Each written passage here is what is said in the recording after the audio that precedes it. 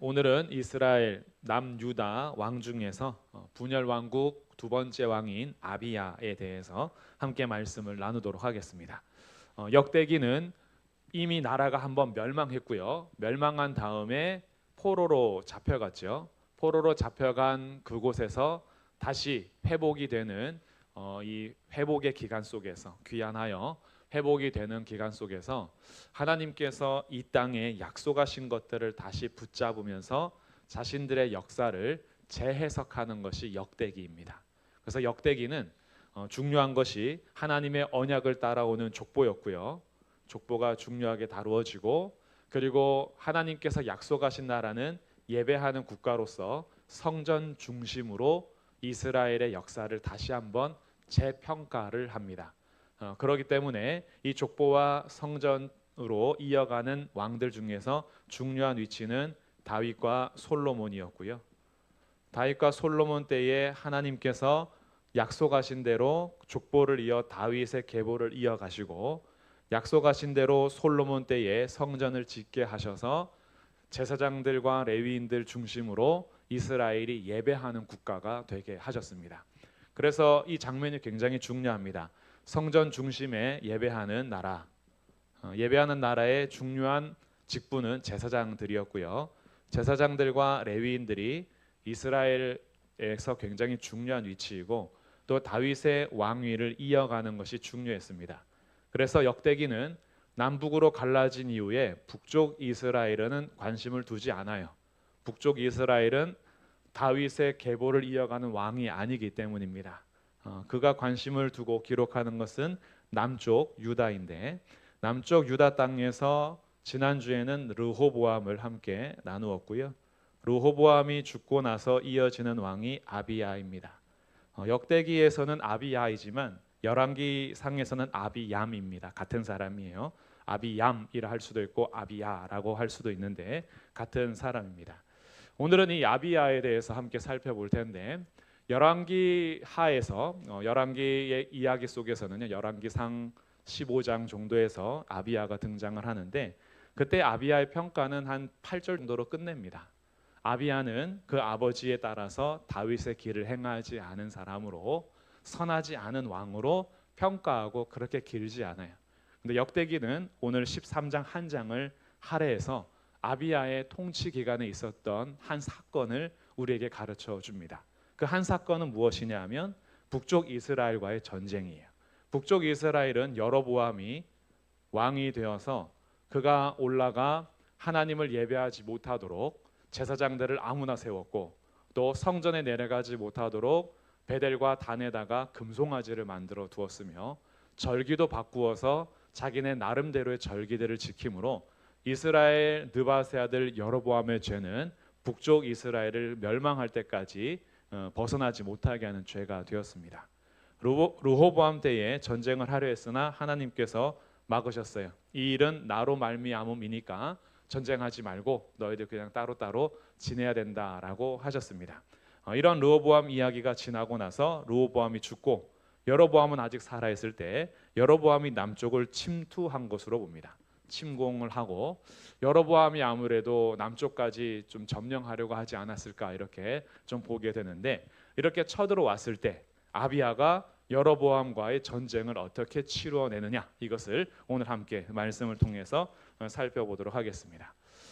그러니 이 아비야의 개인적인 이야기는, 개인적인 평가는 열왕기상 15장에서 그가 악한 왕으로서 그냥 평가되고 말지만, 하나님께서 다윗의 국가를 이어감에 있어서는 하나님이 개인의 평가와는 상관없이 여전히 다윗의 국가를 어떻게 보존해 가시는지 우리에게 알려주고, 보존해 가실 때에 인간이 어떻게 하는 것이 사는 길인가, 이것을 가르쳐 주기 때문에 오늘 우리의 삶에서도요, 내가 하나님 백성으로서 어떻게 살아야 하는지 그 큰 맥을 잡을 수 있게 가르쳐 줍니다. 먼저 아비야에 대해서는 이렇게 소개합니다. 13장 1절에 여로보암 왕 18째 해에 아비야가 유다의 왕이 되었습니다.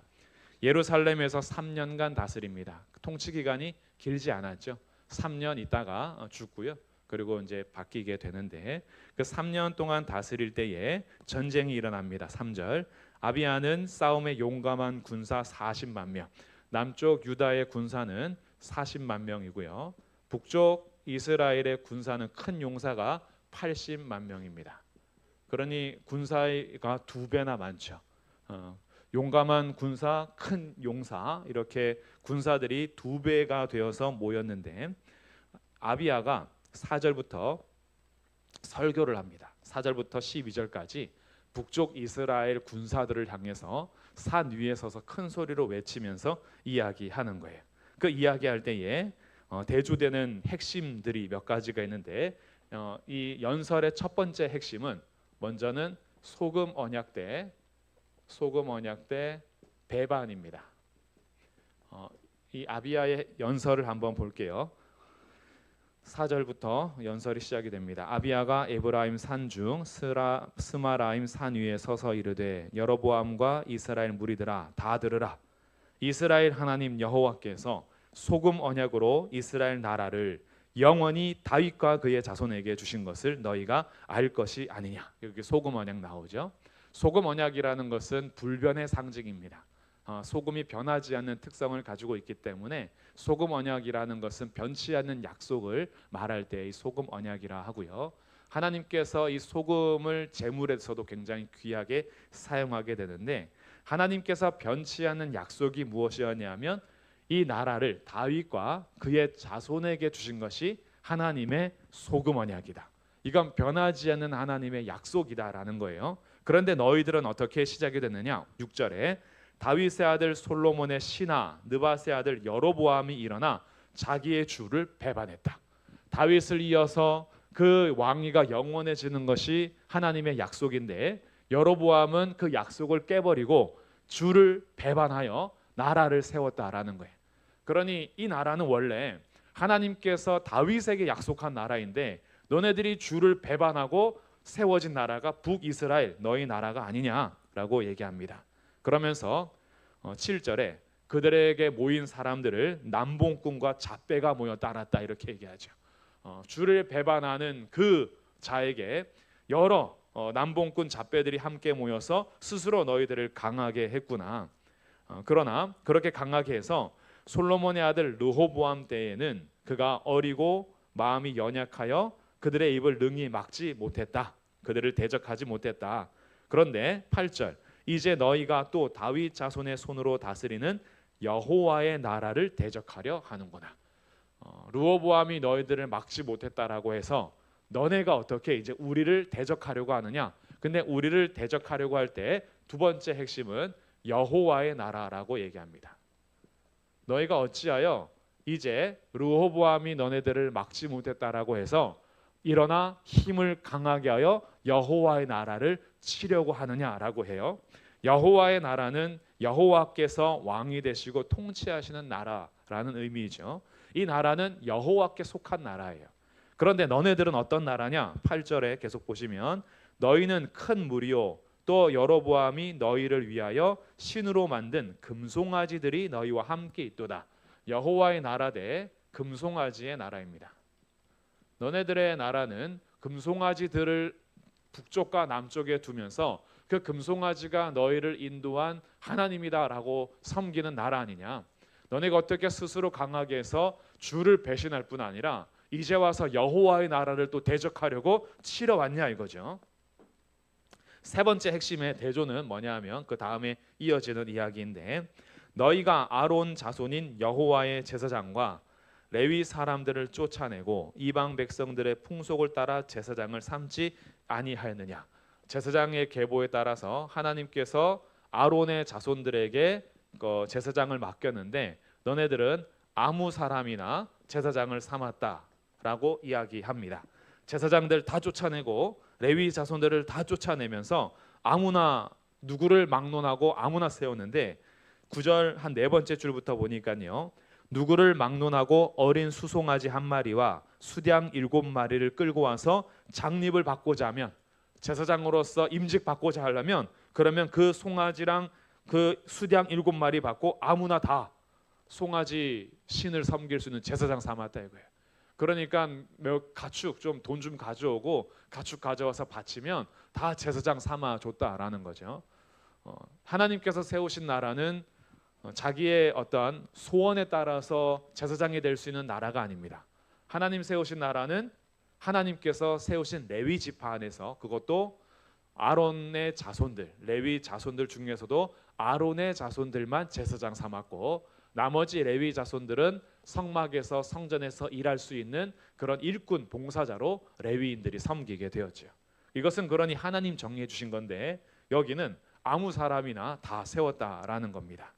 그러니까 지금 이 아비야가 산에서 북쪽 이스라엘 백성들과 여로보암을 통해서 말하고자 하는 핵심들은, 우리는 하나님께서 약속하신 나라고, 그리고 여호와의 나라이며 하나님께서 세우신 제사장들과 레위인을 통해서 온전히 예배하는 나라인데, 너네들은 배반한 나라요, 너희들은 금송아지의 나라요, 아무 사람이나 제사장 삼아서 너네 마음대로 하는 나라면서 너희가 어찌 우리를 치러 왔나 이거예요.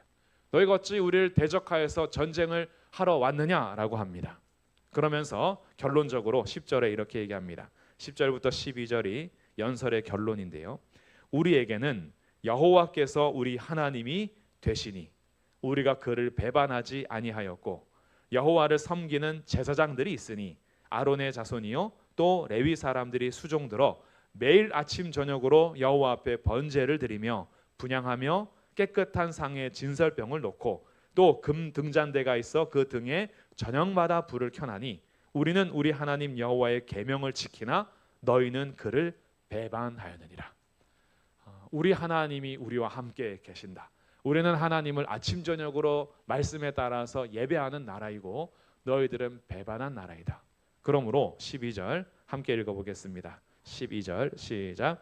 하나님이 우리와 함께하사 우리의 머리가 되시고 그의 제사장들도 우리와 함께하여 전쟁의 나팔을 불어 너희를 공격하느니라. 이스라엘 자손들아, 너희 조상들의 하나님 여호와와 싸우지 말라. 너희가 형통하지 못하리라. 아멘. 연설을 통해서 전쟁을 그치려고 했던 것 같습니다. 아비야는 너네들이 덤벼봐야 너희들 절대 이길 수가 없다. 왜냐하면 여호와 하나님이 우리 하나님이시기 때문이다. 너희들은 배반한 나라요, 다른 신을 섬기는 우상의 국가요, 우리는 하나님이 약속하신 나라요, 우리는 하나님을 예배하는 나라이기 때문에 정통성 두 가지가 다 가져가는 겁니다. 다윗을 통한 왕권도 가져가고 있으며 제사장, 올바른 아론의 자손인 제사장들을 통해서 예배하는 국가라는 거예요.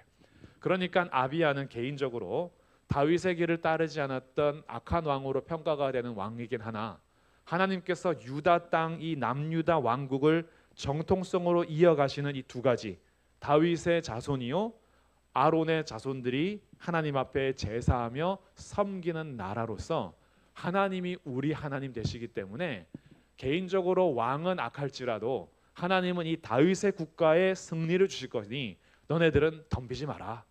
너희들이 형통하지 못할 것이다 라고 선언을 합니다.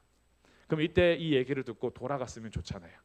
여로보암이 그 얘기를 듣고 아멘 이렇게 한 것이 아니라 까불고 있어 이러고 여로보암이 더 기세가 등등해서요 작전을 펼치는데, 그 다음 이어지는 13절의 이야기를 보면 유다가 궁지에 몰리게 됩니다. 연설 멋지게 했는데 하나님이 우리 편이시고 하나님이 우리와 함께 싸우실 것이기 때문에 너희는 형통하지 못해라고 했는데 상황은 어떻게 되느냐? 상황은요 13절, 여로보암이 유다의 뒤를 둘러 복병하였으므로 앞에는 이스라엘 사람들이 있고 뒤에는 복병이 있습니다. 이스라엘 이 남유다 40만 명이요 앞뒤로 포위를 당한 거예요. 군사적으로 두 배가 더 많으니까요 80만 명이 나누어서 앞과 뒤에는 복병까지 두어서 포위와 진을 치게 된 겁니다. 그러니 이들이 지금 불리해졌어요. 상황적으로는 여로보암이 군사도 더 많고 작전도 잘 짜서 이들은 지금 불리한 상황에 이르게 되었습니다. 그러자 14절, 유다 사람이 뒤를 돌아보고 자기 앞뒤에 적병으로 말미암아, 앞뒤에 포위가 다 있죠. 그래서 그들이 할 수 있는 게 뭐가 있을까요? 여호와께 부르짖고. 이게 이제 큰 차이인 겁니다. 하나님이 함께하는 나라는 온 사방이 포위에 진을 쳐서 포위를 당하고 있을지라도, 우겨쌈을 당하고 적군에게 포위를 당했을지라도, 그러나 우리는 위를 향하여 하나님 앞에 부르짖을 수가 있는 거예요. 유다 백성들이 이 일을 한 겁니다. 이 부르짖었다. 정말 비명처럼 큰 소리로요. 하나님 앞에 부르짖고 있는 거예요. 이것이 기도의 소리일 수도 있고요. 아니면 하나님을 향한 비명일 수도 있어요. 정말 간절한 마음으로 큰 소리를 부르고 있는데 제사장들도 이때에 은나팔을 붑니다.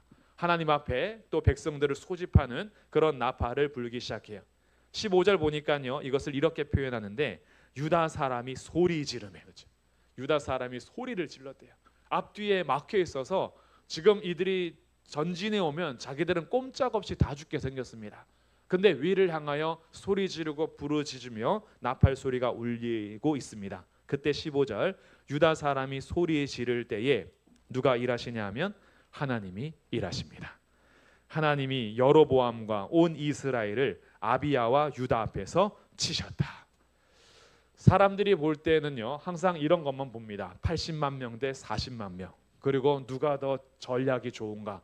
복병수를 써서 그들이 포위를 했기 때문에 이제는 완전히 전술적으로 보거나 아니면 군사적 크기로 봤을 때는 남유다가 당연히 패배하나 눈에 보이지 않는 계산할 수 없는 하나가 있었어요. 눈에 보이지 않는 전능하신 하나님이 남유다와 함께하고 계십니다. 여기가 40만 명이 아니라 4만 명이었을지라도 4만 명이 아니라 4천 명이었을지라도 4천 명이 아니라 400명이었을지라도요. 하나님이 손을 들어 함께 하시면 이스라엘은 유다를 결코 이길 수가 없습니다. 하나님이 훨씬 강하시기 때문인 거예요. 그래서 우리에게 위기가 있고 우겨쌈을 당하는 일들이 있을 수 있으나 그때 우리에게 오늘 말씀을 통해서 알려주시는 건 뭐냐면 눈앞에 있는 포위된 것, 앞뒤에 있는 적병만 보지 말고 우리와 함께 계시고 우리 편이신 하나님 앞에 부르짖으라. 그러면 하나님이 일하신다. 이것을 아비야를 통해서 가르쳐 주십니다. 하나님께서 어떻게 하셨냐 하면 그들을 치시니까요. 16절 이스라엘 자손이 유다 앞에서 도망합니다. 하나님이 그들의 손에 넘기셨어요. 하나님께서 이 이스라엘의 군사를 유다 군사들에게 넘겨주셨습니다. 전쟁은 주께 속한 것이기 때문에 주님이 이기게 하시는데 하면 이기는 것이고 주님이 지게 하시면 아무리 우리가 용을 쓰고 악을 쓰고 전술을 짜고 지혜를 모아도 주님의 손에 승패가 달려있기 때문에 주님이 결정하시면 우리는 바꿀 수가 없습니다. 그런데 하나님께서 이 이스라엘 백성들을 유다의 손에 넘겨주셨습니다. 그래서 17절 아비야와 그의 백성이 크게 무찌르니 이스라엘이 택한 병사들이 죽임을 당하고 엎드러진 자들이 50만 명이었더라. 80만 명 중에서 50만 명이 다 엎드러집니다. 물론 이 엎드려졌다는 것이 다 죽었는지 아니 부상병까지 포함했는지 정확히는 알 수 없어요. 그러나 그 앞에 이제 다시 싸울 수 없이 완전히 자빠진 자들이 80만 명 중에서 50만 명이나 완전히 엎드려지게 되었습니다. 18절 결론입니다. 이스라엘 자손이 항복했어요. 진작 좀 항복하지. 산에서 연설할 때 알아듣고 돌아갔으면 이런 일을 안 볼 수 있는데 그 말로 할 때는 하여튼 안 듣고 꼭 붙어봐야 이렇게 깨갱하면서 항복을 하게 됩니다. 유다 자손은 하나님으로 인해서 이겼는데 하나님께서 그들을 그의 손에 넘기셨다라는 이 표현을 오늘 18절에서는 어떻게 우리에게 가르쳐 주냐 하면 18절 두 번째 줄에 이렇게 우리에게 가르쳐 줍니다. 이는 그들이 그들의 조상들의 하나님 여호와를 의지하였기 때문이다. 하나님을 의지하는 이것이 13장부터 16장까지의 핵심 단어입니다. 남유다 왕들의 이야기가 이제 우리 매주 조금씩 살펴볼 건데 아비야 이후에도 이어지는 아사 왕 그리고 여호사밧 왕까지 이야기가 13장부터 16장까지 이어질 거거든요. 근데 이 13장부터 16장까지 역대하가 이어져 가는 가운데 핵심 키워드가 뭐냐 하면 여호와를 의지했다 이거예요. 이 여호와를 의지하였음이라 이것은요. 앞에서 안 나타나 있고 뒤에서도 이제 잘 안 나타나요. 이 안에서 핵심적으로 가르쳐 주는 건데 다음 주에 살펴볼 것이지만 우선 큰 틀을 잡기 위해서 오늘 그들의 조상 하나님 여호와를 의지했다라는 이 이야기가 아사 왕 때에는 14장 11절에 기록이 돼요. 14장 11절에 보면 아사가 그의 하나님 여호와께 부르짖어 이르되 여호와여 힘이 강한 자와 약한 자 사이에는 주밖에 도와주리가 없사오니 우리 하나님 여호와여 우리를 도우소서. 우리가 주를 의지하오며 주의 이름을 의탁합니다. 핵심이라는 거예요. 또 그 여호와를 의지한다라는 것은 나중에 이스라엘하고 유다가 또 충돌하는 때가 있는데 그때 16장에서 또 기록을 합니다. 16장 8절에 보시면 16장 8절에 구스 사람과 룹 사람의 군대가 크지 아니하며 말과 병거가 심히 많지 아니하더이까 그러나 왕이 여호와를 의지하였으므로 여호와께서 왕의 손에 넘기셨습니다. 적군이 아무리 많을지라도 왕이 여호와를 의지했다면 그렇다면 그것이 이기는 겁니다라고 이제 아사의 이야기까지 여호사밧은 이제 17장부터니까 여기서 아비야부터 아사까지입니다. 아까 제가 여호사밧까지라 했는데 아니고 아비야부터 아사 이 두 명에 대해서 13장부터 16장이 되는데 이때의 핵심 단어가 여호와를 의지함 이 단어를 이제 씁니다. 그리고 오늘 우리에게 하나님께서 말씀을 통해서 다시 가르쳐 주시는 거예요. 우리의 상황 속에서 우리가 살아가는 동안에 때로는 눈앞에 보이는 적군의 크기가 훨씬 크게 보일 때가 종종 발생합니다. 나는 너무 연약하고 내가 헤쳐가야 될 문제는 너무 크고 또 나를 조롱하고 나를 약하게 하는 산은 너무 높게 보이고 나는 한없이 낮아 보일 때가 참 많이 있습니다. 그러면서 우리의 연약한 가운데 겸손함을 배우기도 하지만 그 겸손한 가운데 우리가 더 배워야 할 것은 모든 상황 속에서 하나님 의지하는 법을 배워가는 겁니다. 그냥 낮추고 겸손한 것만 배우는 게 아니라 이 낮은 자가 붙들 하나님이 계시다라는 믿음을 가지고 내가 하나님을 의지하는 법을 날마다 배워가는 거예요. 우리의 인생 속에서 이것을 배워간다면 그렇다면 우리의 아무리 어렵고 힘든 자리에서도요 우리는 우겨쌈을 당해도 완전히 쌓이지 아니하고 답답한 일을 당해도 완전히 고꾸러지지 아니하고 우리는 언제든지 그 자리에서 다시 하나님의 손을 붙잡으며 일어날 수가 있습니다. 하나님께서는 지금도 우리에게 이 약속을 그대로 이어가십니다. 다윗의 후손으로 오시는 예수님 안에 우리를 두셔서 하나님께서 이 족보를 통하여서 약속하신 메시아를 우리에게 보내주심으로 이제는 다윗의 자손 예수 그리스도 안에서 우리들이 이 하나님의 구원의 역사 속에 족보로 들어오게 하셨어요. 그래서 우리들은 사실은 개인적으로는 다 부족함이 많고 사실 개인의 도덕성이나 개인의 우리의 인생을 돌아보면은 자랑할 것도 별로 없고 내놓을 것도 별로 없지만 그러나 주님이 우리를 예수 그리스도 안에 불러주셔서 약속하신 이 언약 안에 우리를 두심으로 하나님은 우리 하나님 아버지가 되어 주셨습니다. 이게 얼마나 큰 힘인지 몰라요. 내가 뭔가 잘 보여서 하나님을 아버지 삼은 것이 아니라 하나님이 나를 그저 사랑하셔서 우리를 자녀 삼아 주셨다는 거예요. 그리고 우리들도요 육신을 가진 이 부모님들도요 본인이 연약하고 우리가 부족하지만 자녀를 사랑할 줄 압니다. 자녀를 위해서는 우리가 무엇이라도 하고 싶고 능력이 안 돼서 못할 때가 많지만 자녀를 위해서라면 모든 걸 하고 싶은 마음이 부모님의 마음이고 우리 또 할아버지 할머니의 마음이죠. 위의 어른으로서 이 가족을 대를 이어간다는 것은요 위로부터 내려오는 사랑이 있기 때문이에요. 우리가 부족해도 그렇게 사랑해서 자녀들의 손을 붙잡아 주는 게 부모님이고 우리 조부모님이고 우리 조상들이라면 하나님께서요 그보다 더 큰 사랑으로 우리를 자녀 삼아 주셔서 우리를 끝까지 돌보시고 함께하여 주십니다. 그래서 어떤 상황에서든지 하나님을 붙잡을 수 있다라는 얘기예요. 어떤 상황에서든지 하나님을 의지하고 소리 지를 수 있고 부르짖을 수 있고 때로는 비명을 지를 수도 있는 거예요. 아버지 도와주십시오. 하나님 도와주십시오. 하나님 지금 너무 힘듭니다. 앞뒤가 막혀 있습니다. 적병이 저를 치러옵니다. 주님 도와주십시오 라고 할 수 있는 것은 하나님이 우리를 예수님 안에서 자녀 삼아 주셨기 때문입니다. 그뿐 아니라 아론의 계보를 이어가는 제사장들의 예배가 참된 예배인데 우리 예수님이 아론보다도 더 확실하시고 더 완전하신 대제사장으로 오셨어요. 그래서 이제는 우리가 예수님의 이름으로 하나님 앞에 온전히 예배할 수 있게 되었습니다. 어떤 사람의 이름으로가 아니라 예수님의 이름으로 예수님 안에서 하나님을 예배할 수 있게 되었기 때문에 우리의 삶에서 어떤 자리에 있든지 예수 그리스도 안에서 그 예수님을 통하여서 하나님을 예배하는 그런 삶이라면요, 그 삶은 어떤 적병이 우리를 애워싸더라도 하나님이 우리를 도우사 반드시 승리하게 하실 겁니다. 그리고 우리는 이미 그 승리를 약속받았고 보장받은 자들이잖아요. 눈에 보이는 이 세상이 우리의 결론이 아님을 압니다. 눈에 보이는 세상은 언젠가는 떠나게 되고요, 우리는 연약해질 겁니다. 우리의 몸은 계속 쇠하여져만 갈 것이고 우리의 정신도 계속해서 우리는 연약해질 겁니다. 마음도 그렇고요.